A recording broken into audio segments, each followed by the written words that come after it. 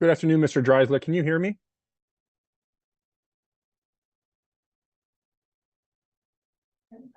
I could hear you, Bradley. I have the mic turned off here though for a few more moments. Okay.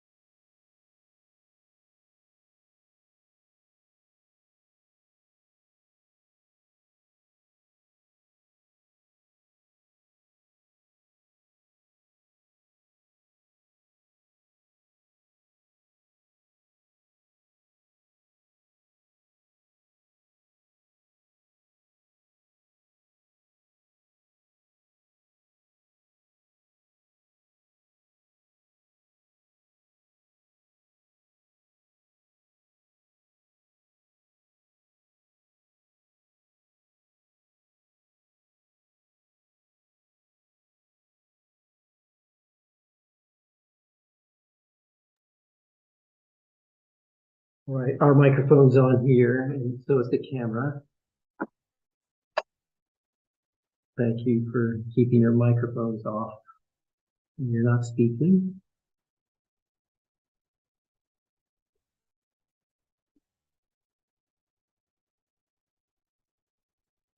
I'm going to start the recording now. Recording in progress. It's all yours.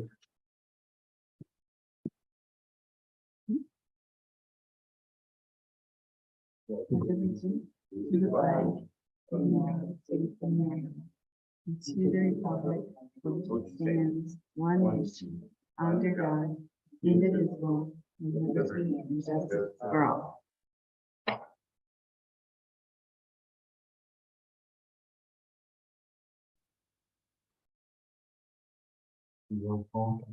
We should do the roll call for us this evening. All right. President Redfern. Here. Director Paddleford. Here. Director Beard. Here. Vice President Jones.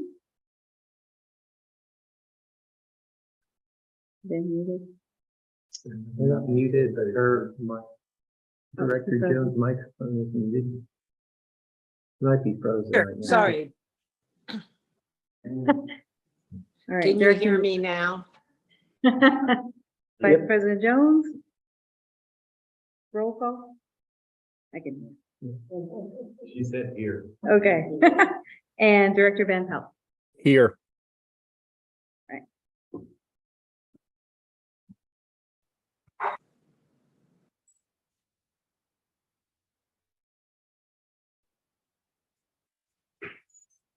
Do we have any director's comments? I do. I would like to say that I was very pleased with the open house. I thought it went well. And thank you to everybody that worked on the front row. It was fabulous. I do was impressed with you. There's a lot of people here. Yeah, we can talk a little bit about it later on. I have it as part of the informational item. I noticed the other day at the bank that there was a lot of people coming out of the historical society, and I'm thinking that they rent that also for meetings. But maybe if we wanted to get an idea of what the right our going rate is, we might want to check with them. Also, yeah, they have an event.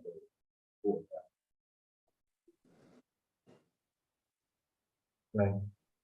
I didn't get this was in the middle of the day on a weekday. I don't think this was an event, but I could be wrong. But anyways.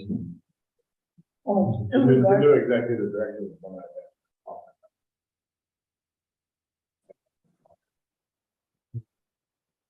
in regards to the email we got about the employees.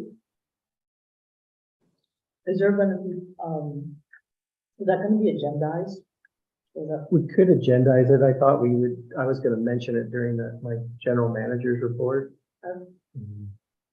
So that, in general, we don't usually look for a lot of commentary at that time, but we could agendize it. It looks like there needs to be, and I know that there'll be something more formal and general in regards to that.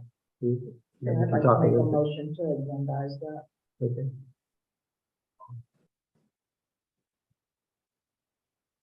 You don't have to necessarily make an motion as long as you request it and the board president is okay with adding that as part of the agenda on one of the future or the next board meeting. We can do that. Okay. We will do that. Do we have any public comments? I don't see anybody online that wants to comment. Right. Reports? Very good. The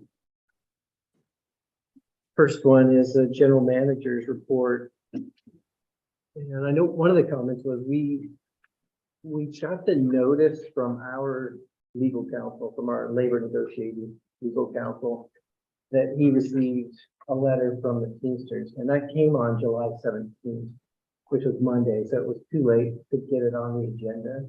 But I did want to mention that we did get that, and in essence, the email, the first sentence of the email was, here's the disclaimer notice from the Teamsters. And this means that at this point in time, sending SYCSD is a non-union employer. And so I did have some further discussions with our attorney about what that translates to in terms of our current agreement that was last approved in 2021. And we also have an employee handbook that was approved in 2013. And he also mentioned that there also are some additional requirements that would come into play as a non-union public agency.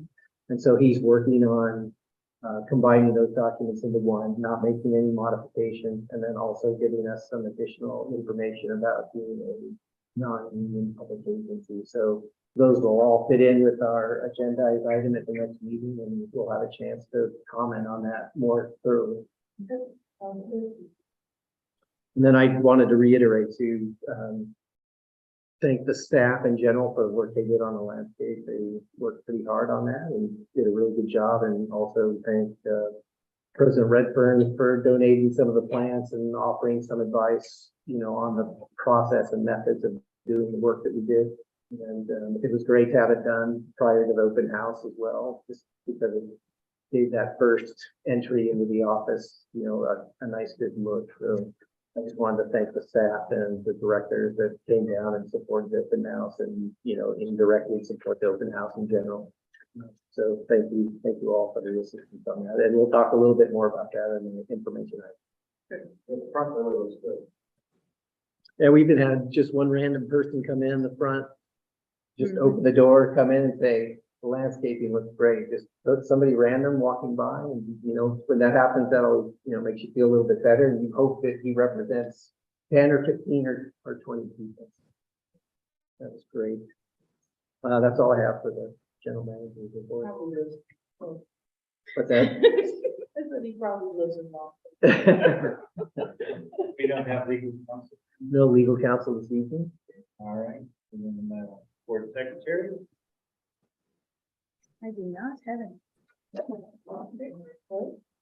And committee. We didn't have any committee meetings between this last meeting and tonight, but I did want to say that I am looking forward to having a wastewater committee meeting next week sometime if we can find it convenient, otherwise we can do it the following week. But mostly based on, the success of the open house, we have a lot more input and some direction on which way to go as we think about future expansion. And then the other committee I was hoping to have, it sort of depends on one of our items on the agenda tonight, but another committee meeting might be an ad hoc legal committee to look at the proposals that we would get for future legal counsel.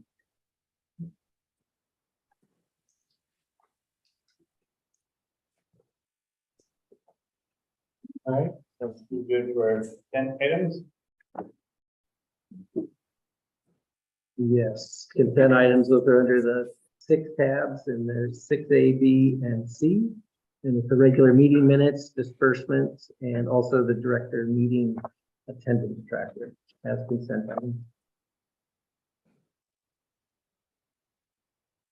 None of the other directors have any comments about the minutes or the other disbursements. I'll make a motion to,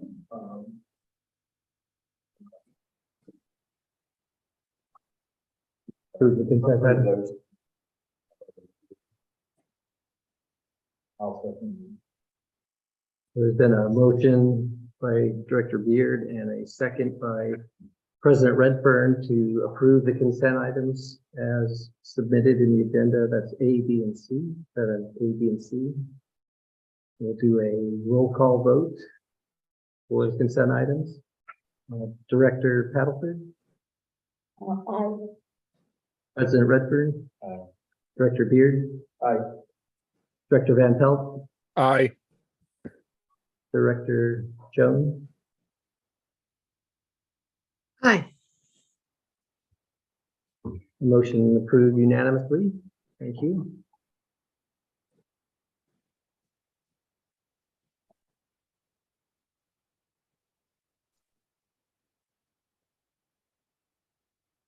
The next is the action item A, and it'll be a Plan West presentation. And we have Jason Barnes with us on the line, and I might have to make you co-host again. Jason, is that true? Yep, sure. You are now the co-host and can share your screen if you need to.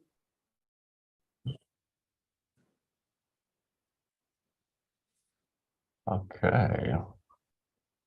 Could I just say one thing before you get started, Jason? Yeah, of course. I'm just getting started here, so. Well, Yeah. we've been working with you for some time now, but at our open house, I just wanted to say, for those of you that weren't here and for Jason, that I actually put this up on the screen as a reoccurring PowerPoint slide. So we had a chance to reach out to additional members with this project. So I think that was good. And I definitely saw people looking at that, and we had it on a loop that only lasted about 2 minutes. So, it wasn't a big time commitment to watch the whole slide, but it's just another form of outreach for us. Great. Glad to hear it. I even saw somebody copying the QR code too. Sure. Can everybody see the presentation okay? Yep, you can see it. Yes. Okay, so as Locke said, I'm Jason Barnes from Plan West Partners, and we're going to be discussing the second pre-map hearing. If everybody that's in attendance was here for last month's meeting, it's essentially the same presentation. So I'll make this short and sweet. If you have any questions at the end, please let me know. So here's just a basic tentative timeline that we've been going through for this process. We had our first pre-map hearing on June 21st. Tonight, July 19th, the second pre-map meeting. And then the first map consideration hearing will be September 20th, and then the second, October 18th. So the big difference between now and those is we will actually provide options, and in between now and then I'll provide options for the board to look over. And in case there's any questions during that meeting, we can discuss those. And then by November 15th, hopefully we'll have a final map selected for adoption. And just a basic overview, quick discussion and why we're transitioning from the current at-large to by-division elections.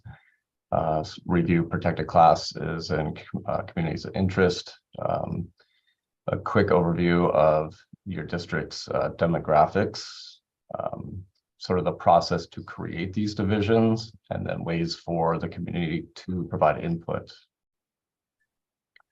So why are we, what's the need for establishing these divisions? So this basically stems off of the California Voting Rights Act of 2002, which comes off of the Federal Voting Rights Act of 1965. And this helps protect minorities from racially polarized voting practices. And it really just gives more process to litigation in case there is any racial polarized voting. This usually stems from recent challenges such as notice of intent, which is an easy way of saying districts have been threatened by a particular potential litigation. Doesn't mean it'll essentially happen, but it is of best interest to move from at-large elections to divisions, just to avoid those legal costs or potential legal costs. And what are we talking about when we say divisions? Well, essentially, we would dissect your district into 5 equally populated divisions. Everybody within that division would then vote for their director. So there would be 5 different directors. Those directors must exist within that division. And an introduction to districting. Like I said, the California Voting Rights Act stemmed from the Federal Voting Rights Act of 1965, which essentially tells us we need equal population or no more than 10% total deviation in between each division. We need to check for racial vote dilution, things like packing and cracking of ethnic groups. And then more traditional districting principles, we want to try to keep the divisions as contiguous as possible. You don't want one division to have multiple components in separate areas. You want to try to keep them as geographically compact. You don't want them long and strung out. We want to try to identify communities of interest. And as I mentioned last month, this is typical for larger cities or districts. With a district as small as yours, those communities may be harder to identify, but they may still exist. We'll also look at using natural or man-made boundaries that make logical sense to create those divisions. And then down the road, when you guys have to redistrict in 2030, as do all other districts, we'll want to do things to minimize voters shifting to different areas. So we want to try to maintain the current divisions as much as possible. And this is sort of what it would look like, a simple depiction of creating these divisions. So that way we have equal population. And once the divisions are created down the road, when population comes and kind of moves around, we really just want to realign those lines as minimal as possible, but maintain those laws of no more than 10% total deviation of population. Can I ask a question? Yes, you can. Go ahead. Okay, going back to that map you just saw, does that mean how many, what's the 4, 5, 6, 3? What does that mean? Oh, this is just a simple, these are the number of people in that division. So this is just a simple diagram of how the population in the left side isn't equal, where the right side, we would sort of shift those boundaries around to make the population equal. Does that make sense? Yeah.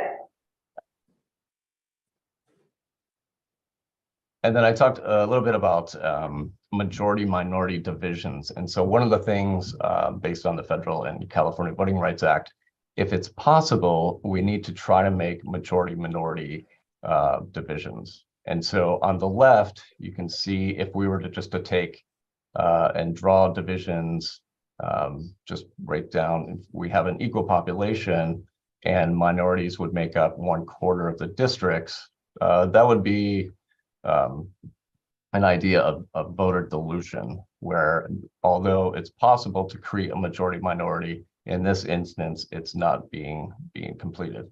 In the right, just by simply changing those divisions, we would therefore create 3/4 of a minority in one division, which would give us that majority minority. So it's something that we need to look into if it's possible. Now, is it possible for your district? Probably not.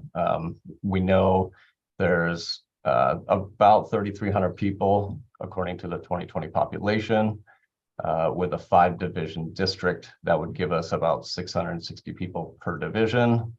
The largest ethnic group within your district is the Hispanic, which gives us, it's about 540 people. That is enough to create a majority minority. However, they would have to be isolated in one area enough to be able to create a contiguous division. Bradley, I think you have a question. Yes, thank you, Mr. Barnes. Yeah. And I don't mean to interrupt you, and so I hope it's okay to ask questions. Yeah, no, I would prefer that. That's great. Wonderful. And I know we were briefed on this last month, and I'm glad to see it again because it sometimes takes a little while to settle in. Sure. When you say probably not, and you made a reference to probably not that we could split this into districts the way that this law is intended to have it such. When you say probably not, who ultimately determines this? Is your voice and your professional opinion weigh heavy if we were ever to be challenged if we don't go forward with districting? Yeah, I mean, I'm going to essentially look at the data itself, and I'm going to draw the lines. It's kind of, it's really a puzzle. I mean, because you're looking at the patterns. What I'm essentially doing is looking at population density and raw numbers. And so I'm essentially kind of playing Jenga or Tetris to try to draw based on where I see higher concentrations of ethnic group. And in this case, the highest ethnic group in your district is Hispanic. So I'm going to try to artfully create a division which has equal population, but has the most Hispanic that I can see, and to try to create that majority minority. And that's understood. And I believe going off of last month's presentation, and again, going off what you said there, it seems to be very difficult for you to play this puzzle and to create a district, right? That absolutely, and I say probably. I've spent quite a bit of time trying to do so, and I haven't, as of yet, found the puzzle pieces to that. And I just don't think it is.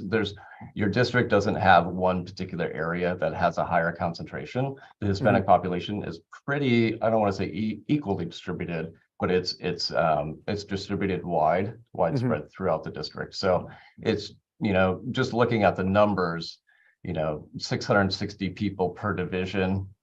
With an ethnic population of 540, you need at least half of 660, maybe a little bit more. So say 350 people. That's quite a bit of the Hispanic population would have to be within 1/5 area of your district. So, just looking at the numbers, you can kind of tell, but because I have played around a little bit with the blocks, I don't think it's possible. So. Okay, and going back to the point I made about your professional opinion, people like yourself that do this in the companies that you work for and with, they carry a lot of weight. And the point I'm trying to get to is that, for us, a little CSD, right? Listening to the professionals and making sure that we're advised correctly. It sounds like to me that this whole idea of districting within, I guess you'd say the sphere of influence or boundaries of our CSD might not make that much sense. And that the only reason we would do it, as I'm gathering, is because we would avoid litigation. But from a professional telling me, a board member, we can't do it, it starts getting kind of, the way I see it as being very clear. We either are very scared that we're going to get sued, but the reality is even if we try to do it, we're still not going to be able to achieve what we're trying to set out to achieve. Right. But I think what the law is really looking for is that you tried and you are stepping forward into at least adhering to the California Voting Rights Act. And that's what they want to see. And so that's going to place you much further away from potential litigation. Somebody could still try to challenge the divisions. And in that case, that's where we would step in and say, hey, well, this is what we found. Here's our numbers. And based on that, there's a much higher chance that we would win that. Whereas to this date, no district has won litigation that has not gone forward to the divisions that try to stay at large. So. Okay. Yeah, to further your point, it is sort of a scare tactic that there is certain lawyers that are reaching out and trying to try to scare districts. And Just for so that case. this exercise that we're doing, even if your professional opinion says that we most likely cannot, I cannot as a professional figure out how to get this puzzle to make sense, and that Sure. districting doesn't make sense in this regard, your professional opinion still in this process, right? Hiring Yep. you, going through multiple presentations for the public and for all the board members still is not enough to potentially shield us from litigation saying, hey, we did what we could do. Yeah, apparently not, because Okay. you know, like I said, at this point, no district or city has won, and I don't know their individual situations in terms of what the ethnic breakdown was. I know they just tried to fight and stay at large, and none have won at this point. Okay. I know That's all there's yeah. Well, no, thank you very much. And sorry for taking so much time, but Oh, no. I just want to love make the sure I'm questions. clear. And yeah, thank you. Thank you. I'll mute. I have a question. Have any districts gone through the process and come to the same conclusion that you really can't district and won? I don't believe so. Okay, that's what I want to find out. Director Yeah. Jones? Director Jones? Yes, I wanted to follow up on the last two. I noticed we have several people observing the meeting tonight. And we actually spoke, we hired an attorney to have a meeting with, because after we got this information from Jason, we thought surely if there's one district this does not benefit or apply to, it would be SYCSD. And the lawyer was clear that it, you know, exactly what Jason said. As a board for about 2 years, we rejected the idea just based on common sense and principle. But in the end, we are being forced to do this. We accept it just because of that. But I don't believe that there's anyone on the board that sees this as a necessary. It's disappointing. Maybe we could fight it. I'm not afraid of fighting and possibly losing, but it just doesn't make sense other than to continue to go forward at this point.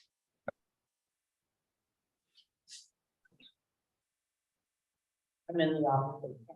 I'm decided. I don't see any point in going forward.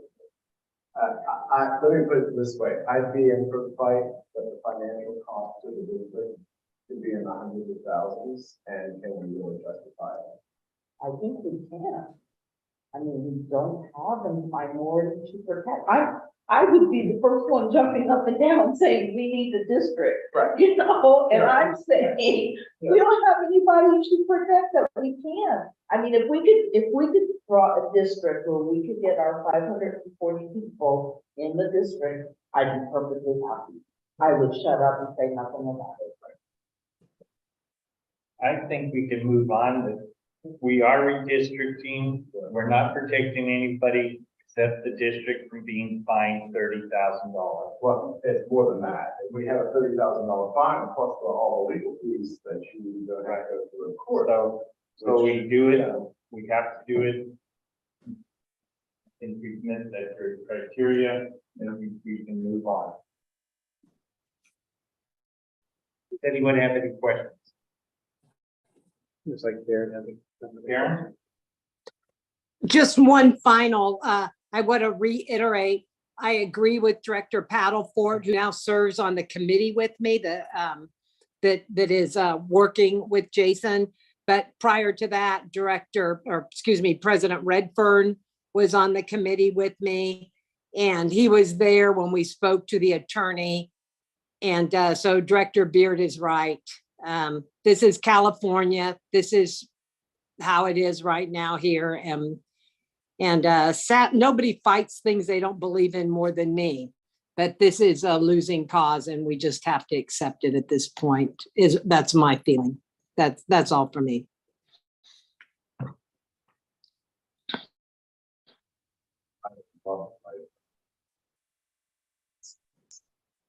Did you get more than one opinion, more than one professional opinion? Bradley, do you have a question? No, I actually wanted to offer, and maybe I shouldn't be doing this, but Mr. Barnes, I hijacked it and interrupted the man, and maybe as a board we should let Mr. Barnes finish his presentation, because I feel like I might have stole some kind of the finality of the thunder, and I want to apologize because that Oh, no, wasn't my yes. intentions. No, absolutely. I have to say, I'm completely agreement. Yeah. I've had conversations with Karen, and the ad hoc as well. That's why we brought on the law firm, because what we found, it doesn't make sense for you guys as a district. However, as Karen mentioned, it just is in the best interest, unfortunately, best interest for the district. So I think this is probably the cheapest route to go, and what the board has decided to do. So, yeah. But just to continue on, as I said, we will look a little bit further at the demographics next time when the actual division options are presented, and so we can talk a little bit more about that. But a few of the other things I'll just talk about is beyond just the ethnic population data that we look at. We do look at citizen voting age population, and if there's any potential for majority minority of citizens, and we'll look at other things like growth rates as well. And pretty much the end of the presentation, we will, I do believe I sent a link we have an ArcGIS online interactive map where I'll be putting data and continuing to put data such as some of the census block group and ethnic data. I'll have the division options up there for the board to look at prior to the first map meeting, just so you guys will have time to review those and come with any questions, and we'll present that for you. And obviously ways for the public to input. You can submit a comment, a letter discussing if you do believe there's community of interest that need to be maintained. If there's questions about the draft maps when they are presented, questions regarding the process, please let me know. There's a QR code to the online map there. And that's it. If there's any other questions, I'll stick around for a little bit.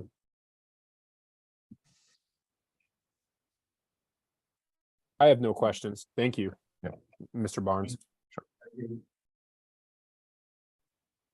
Sorry, we're not blaming you, by the way, or I'm not blaming you, by the way.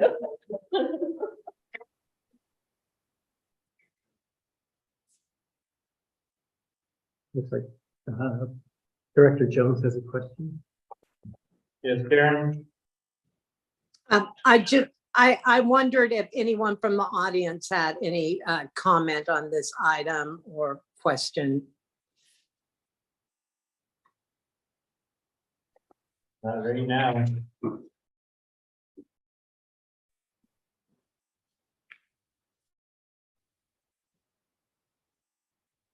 Right.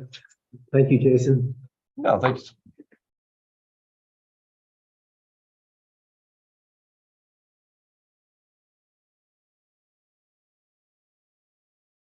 There's no motion required. It was a presentation to the board and to the public.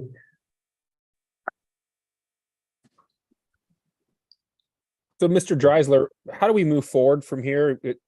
My recollection tells me that Mr. Barnes said that he was going to give a couple presentations that are similar over the course of 2 meetings. His second presentation is just been completed. Where do we go from here?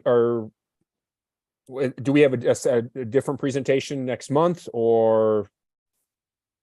I know that there was a slide up on the PowerPoint presentation that had shown what the next dates were, and I believe the next steps will be to start considering the possibility of different maps. Okay. And we have 3 more public hearings after this one prior to finalizing our map. Yeah, just to interject, the next meeting I will present at will be September 20th, and that'll be the first map consideration hearing.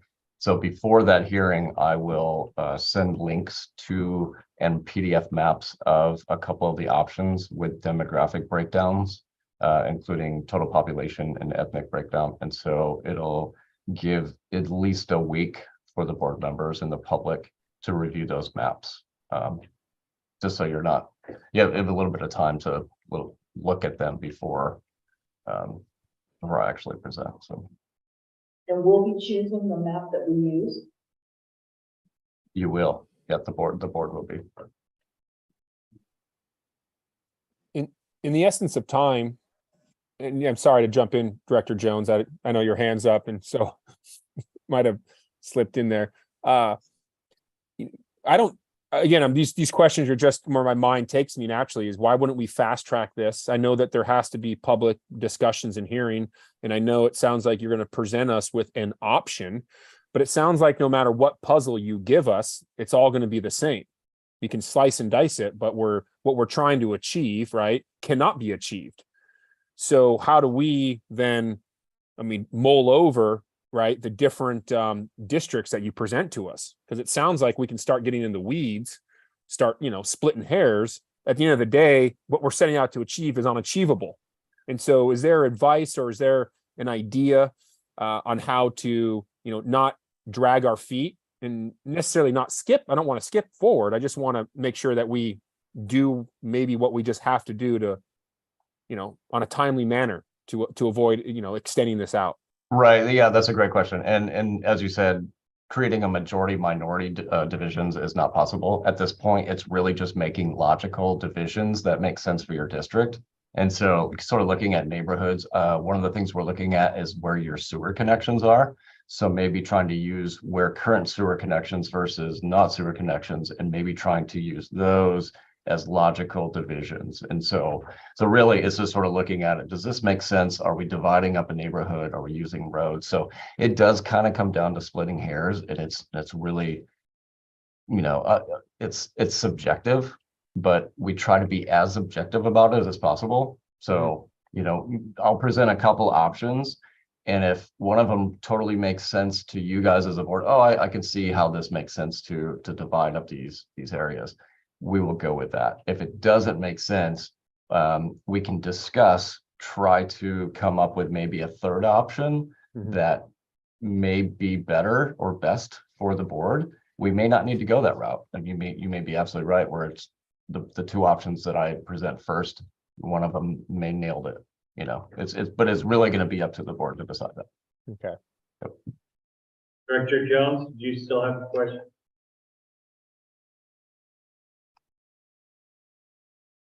Director Jones? Question. Yes, can you hear me? Yes.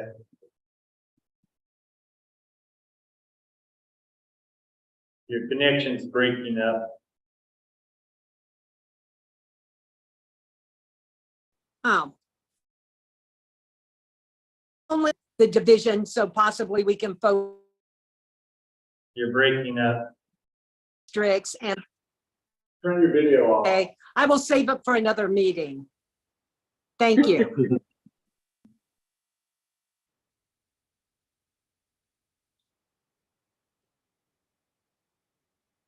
you have any other questions?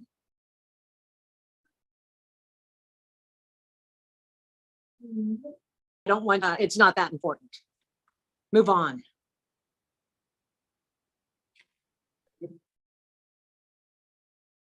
Our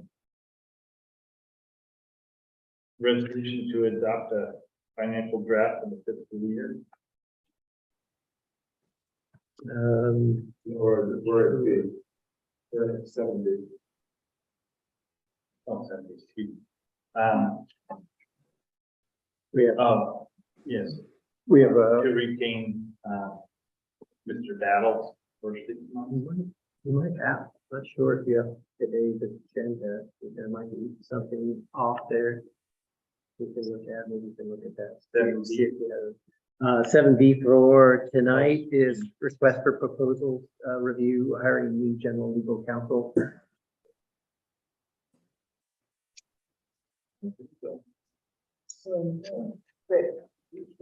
Oh, that might have been the minutes from the last. I'm sorry. That's all right. Yeah. So this is 7B, and it is the review request for proposal for hiring a new general legal counsel.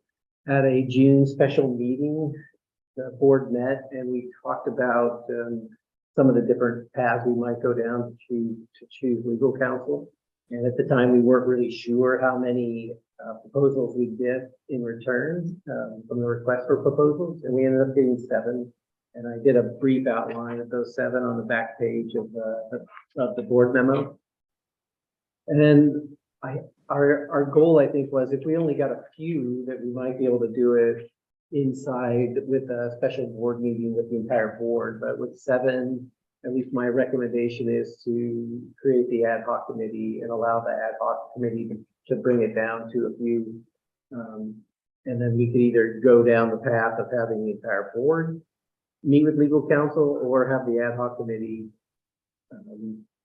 interview 3 or 4 of the finalists and then bring 1 or 2 or whatever the board thinks would be necessary. But I did outline a proposed motion on here of what I think the best path would be, but we can obviously change that if you think there's a better way to go. So my recommendation is to create the legal counsel and allow them to go through some of the proposals that we have now, and then possibly interview 3 or 4, and then bring a final result to the board. I'm personally would prefer to stay local, going out to Santa Barbara firms, and I think that we should consider that first. Right. We don't have anybody in the valley. I mean, if we have someone in the valley, I would absolutely consider them first. But if we can stay local, that would be my preference. Right, I put the firm name and location and the individual down, and you might recognize, or I tried to point out that firm number 3 is also the same firm that our labor negotiation legal counsel works for, Nate Kowalski. A couple of the Santa Barbara offices are the ones that were recommended by our legal counsel, and then we have some of the other firms that responded based on our proposal that was put on the CSDA, the California Special Districts Association website. And to me, I did look through the proposal, and some of them are pretty extensive proposals. But of note, I thought we did have one of the firms that are currently representing Cambria. So they are even though they're not in the county, they are representing Cambria in the county of San Luis Obispo. It seems like with Zoom and some of the other things that have come up over the past couple of years, that there is at least a more likelihood of being represented by somebody further away. And I know we did talk about that originally. We've got to have somebody local that could come to a meeting physically if we need. Oh, I don't think they that come or not. I just want to support local people. Right. Yeah, so it's definitely a consideration for sure. And I felt like there was enough on here that maybe it would be better to try to work through at least the initial process inside of the committee versus the board. But I'm totally open for recommendations. That looks like Director Jones at least has her hand up, but it looks like it might be frozen. Director Jones? Let me try again.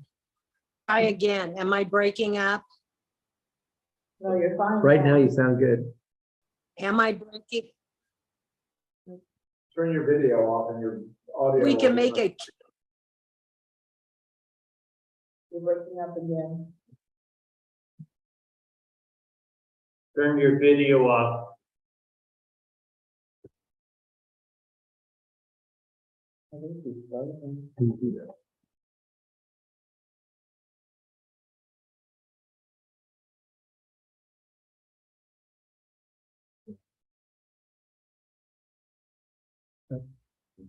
Feedback on.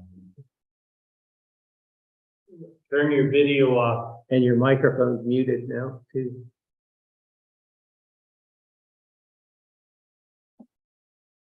There, that might help. There are pluses and minuses for local and especially the ones that specialize government, municipal governments. So I would say before we start discussing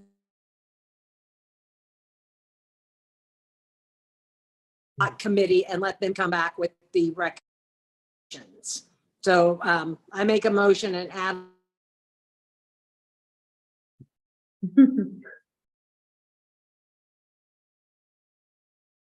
We're not sure if you can hear us, Karen, but we can't hear you right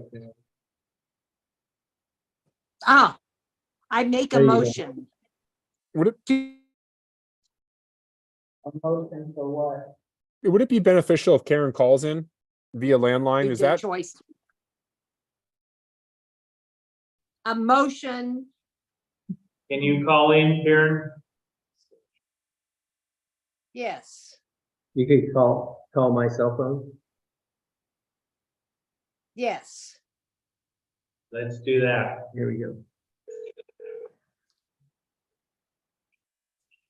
Turn the sound up. Okay. I make a motion before we discuss the merits of these different applicants. I make a motion that we form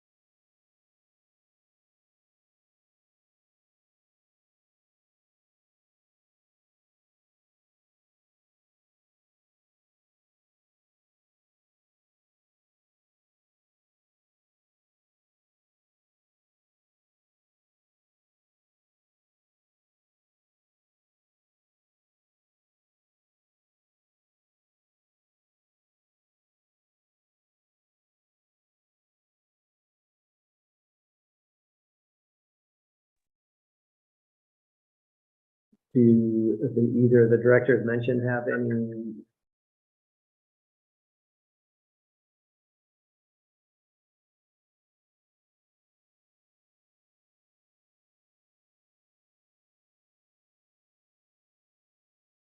Oh, no.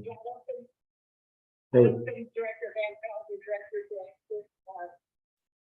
Van Pelt and Director Beard are serving on a committee together. And I think they both have a great background for this. So, okay, I'll do it this way. I will amend my motion to form an ad hoc committee consisting of Director Beard and Director Van Pelt. Well, I haven't heard. I think we need to let the director then call. And but before he's. Bradley, can you hear us? Yeah, I can hear now. Yeah, sorry, I was put on mute. The district staff put on mute. I couldn't hear, but I did catch the end of what Karen was saying about some ad hoc committee. Yeah, she volunteered you for it. Just want to know if you would be on the committee with me. Yeah, no, I'd be happy. If my understanding is correct, the ad hoc committee would be primarily tasked with reviewing the RFP proposal from the various firms for new council. Is that correct? Yes, Yes. yes. Yeah, I would be more than happy to join Director Beard. Again, this is of course if the other directors are happy and green light, I'd be happy to take this on.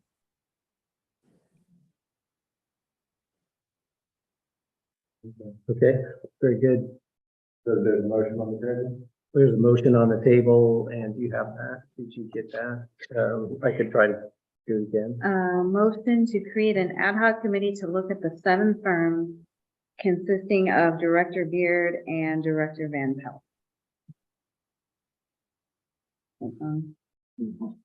Sound right? Sounds good. Is there a second? I'll second. Okay. President Redfern, very good. Okay, so there's been a motion by Vice President Jones and a second Vice President Redfern. I'll do the roll call. Director Paddleford. Director Redfern. Aye. Director Beard. Aye. Director Van Pelt. Aye. Vice President Jones. Aye. Very good. The motion passes 4-1.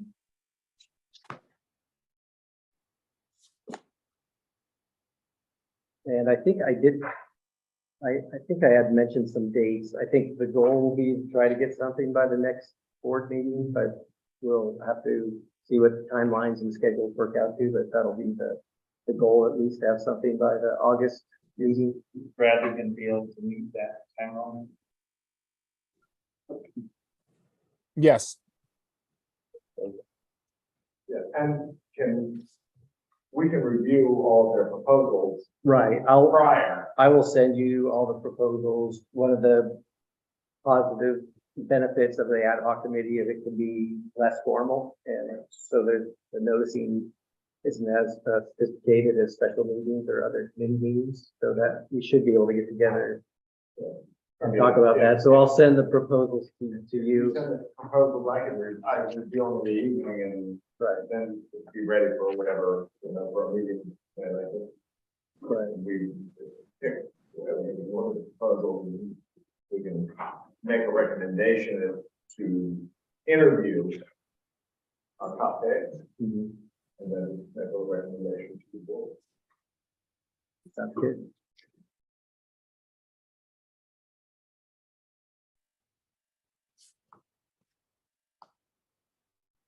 Very good. Thank you. Karen, we don't need to close it down. So we're going to, or, item C, consider raising the rate on the board fund for public use. Yes, this is something that we looked into partly through the budget, partly through auditing. We realized that the boardroom was being rented out for what is essentially $30 each time that it was rented out. And the rental mostly is with ID1, the same as Water Conservation District, and also the Santa Barbara County Architectural Review Board. For the most part, they're each about once a month. The review board sometimes is further out than that. And we had charged $30, which is, it was in a resolution back in 2013 that outlined the hours, but the hours usually are within the 0 to 3. So I think I've been here, which is, I know it's only been a year, but I've only seen the $30 rental fee. And we, staff in general, just started to consider all the other items that come up, and I tried to capture those on the second page of the memo. Like the presentation equipment in the kitchen and the bathrooms and the security systems, and we felt like the rental rate was probably a little bit under market for this facility. When you look at that resolution back from 2013, they did specifically recommend that we only rent to other public agencies and nonprofits.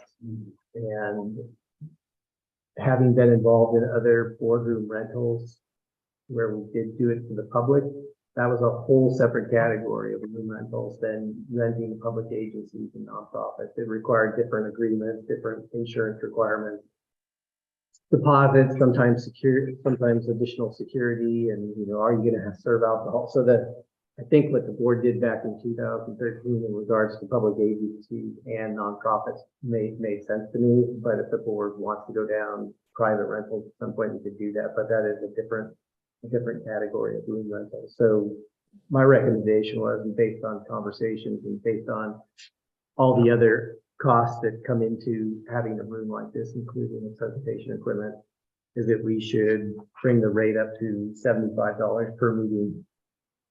And also in the future, have that meeting requirement, that rate change with the other rates that the board has, so that it just continually would be increasing slowly over time at the beginning of each year, like all of our other rates that are similar to this. Was there an incremental rate in there that overlooked? No, there wasn't really. It was just sometimes the resolutions get made with just fixed fees in it, and then I think it is a benefit to the district to have some of these rates connected to an automatic increase so that we don't have to have the board presentation for this. So I think if you look at from 2013 to now, it's 10 years to making. If you rate, I think I did one calculation where I took it up 5% each year over that course of time. But I don't know if that necessarily captured what the true costs were when you take into account the operation maintenance of having a facility like this. And the insurance liability. Right, and I threw that in as I think the last in number 8 is increased liability, and then we have our own building insurance that we have ourselves. I know when I used to do events for one of my employers, we made the person, whoever was renting it, provide their insurance. And their insurance would kick in before ours. Right, and it's relatively easy to get the insurance certificates from public agencies and nonprofits. And a lot of times when you start to talk to individuals, they push back a little bit when they hear they're going to have to submit some sort of insurance certificate. But the nonprofits and the public agencies just dial up their insurance agency and send a certificate of liability over. Yeah, I used to run a museum that we had nonprofits use the museum. And that's the first thing we asked for, we need their insurance certificate. Right. And if you had over a certain amount of people, you had to take out a policy for that event. Right. I think it was over 100 people, we said you need to take out a policy.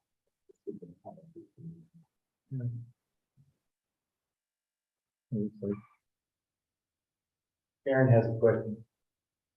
Aaron?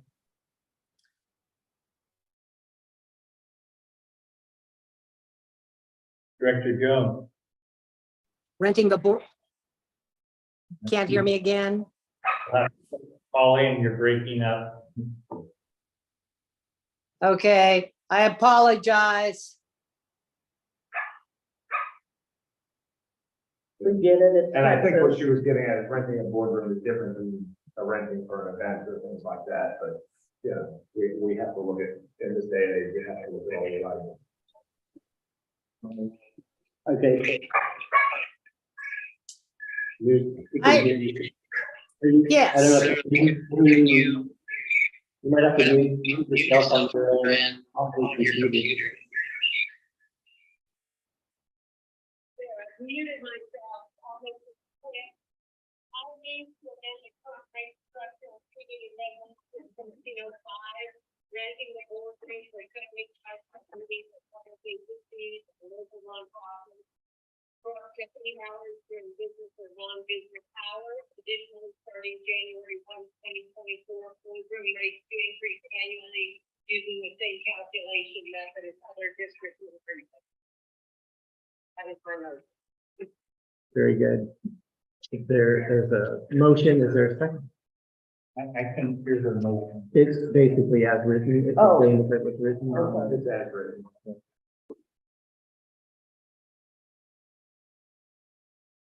We have a second. I'll second. We have a motion from Vice President Jones and a second by Director Paddleford. I'll do the roll call vote. Director Paddleford. Aye. Director Redfern. Aye. Director Beard. Aye. Director Van Pelt. Aye. Director Jones. Apologies for my poor connection. We heard that. Thank you. So we had a unanimous motion. The motion as written in the agenda was approved. All right. We don't have any closed session tonight. And does anybody have any questions before we close for the? Well, we have information items. Oh. No, wrong first page. Just can't read. Hey, So the first information item was the open house, which we talked a little bit about.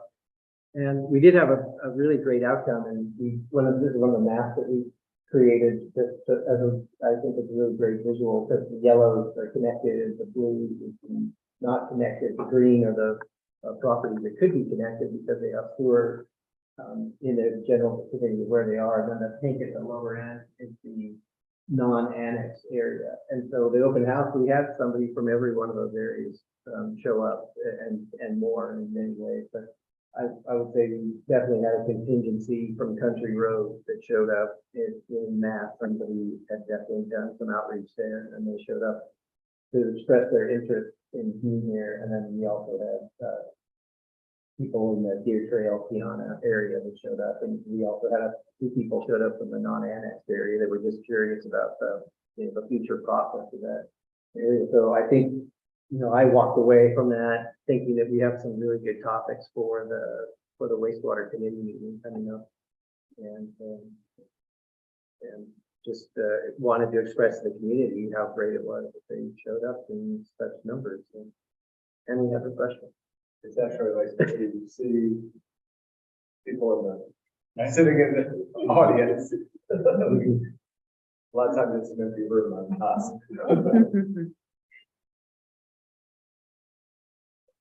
All right. The next item B was, we have all the easement signs for the Cayuquito extension. That was something that we were working on with the Hart residents and also with Jack Martin on Cayuquito. So they want to make sure that the ground dries out as much as it possibly can before they do the work. So their plan is to start the work in late August. They think they can start that and have the ground be as unsaturated as it possibly can, at least in terms of doing the work, which I think makes a lot of sense.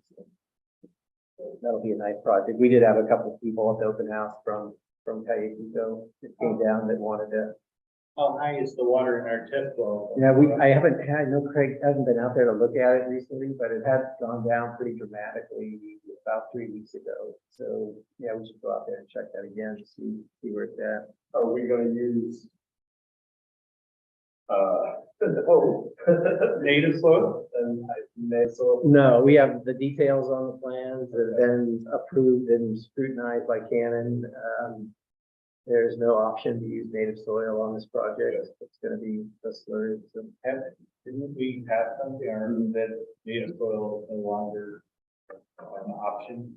we have two new details that take the place of the native soil option.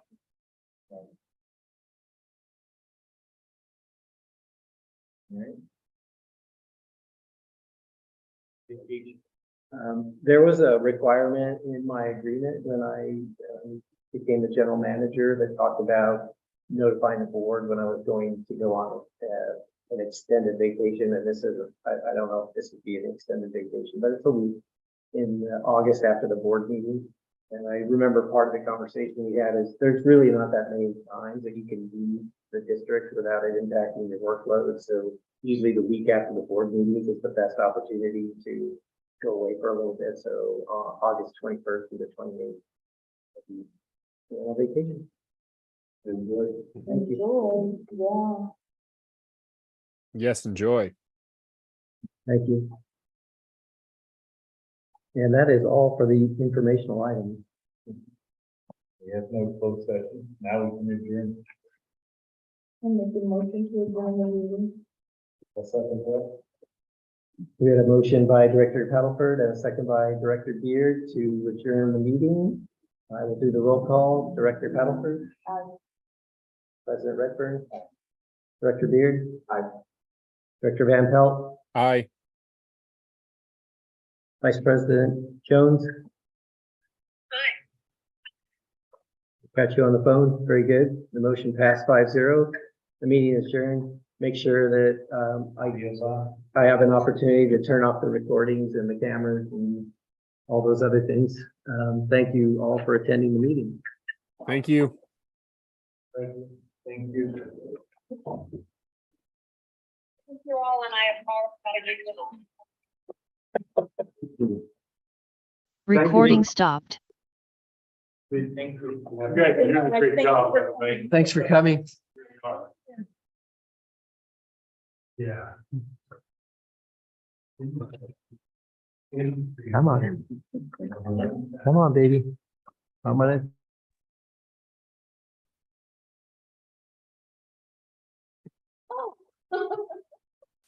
That's good.